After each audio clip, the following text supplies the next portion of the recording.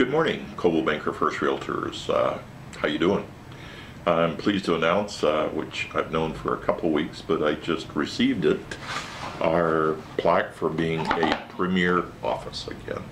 That's based on your production and all of the material that you produce to keep you in the competition with all of our other firms throughout the world. So congratulations, that's great. We talked briefly about certain things I think that allow you to stay ahead of the game with your clients, and as Pat mentioned in the Tuesday meeting, you have no past clients. If you aren't communicating with them, they won't be your clients. They'll go to somebody else. Things change in a few years. They may change a church and meet somebody. They might have friends at a Little League game and happen to be a realtor, but if you stay in contact, you won't lose them. You know, and it can be by handwritten notes, which I prefer. It can be emails. It can be just a short phone call just to see how they're doing. I know we had the example that I think it was Philip. He sent out one of his first handwritten notes, and he said, "Man, you just don't write handwritten notes to dudes." And he got a great response from the guy. So people like that stuff, and think about it so that you maintain a real strong database. I was watching a video with one of my favorite instructors, and he said if you have a strong support group in your database, he calls them your A group, that think about you and refer, that you can anticipate $1,000 per year per person.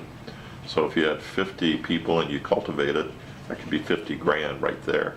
I think the dollars make it make sense to you to invest some time. And I talked briefly about proactive time. Just measure your proactive time in 1 day or 2 days, and you'll be surprised how much the unproductive time or the reactive time dominates your day. If you don't have proactive work, you aren't going to be able to maintain a database that produces income for you by referral. But give those things some thought. Other kind of interesting things I get every once in a while are from CRS, but they don't usually put this in here, but this was amazing. It's a new gas barbecue, and it costs $6,000, and it talks to you. It asks you what you're cooking and how you would like it cooked, and it controls the flame and heat to make that happen. Man, that's the ultimate Dad's Day gift, isn't it? 6 grand. I know Stephanie probably will go out and buy one right now. We did some stats too. This is just for your information on the number of sides that were closed the first quarter of this year, and that was 279 sides. And you were at the top of the group, as I expected, at 113. Again, great work. But as we watch this stuff, our listing totals were 218. So we're starting to see the inventory move to a more positive piece. And congratulations to David.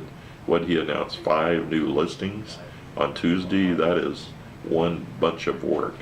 And I think at one point he didn't know if he was going to get any of them. He called it community service work, but he did get them, and they're good ones. So inventory is the key. National Association said that the number of sales are down in the first quarter, and they think that is because of the stagnation in our inventory. The buyers have lost a little bit of energy to look because same houses are on the market. So if it applies nationally, it applies here. So let's get fresh inventory to bring out new buyers. I think that's all I have today. You guys are doing great.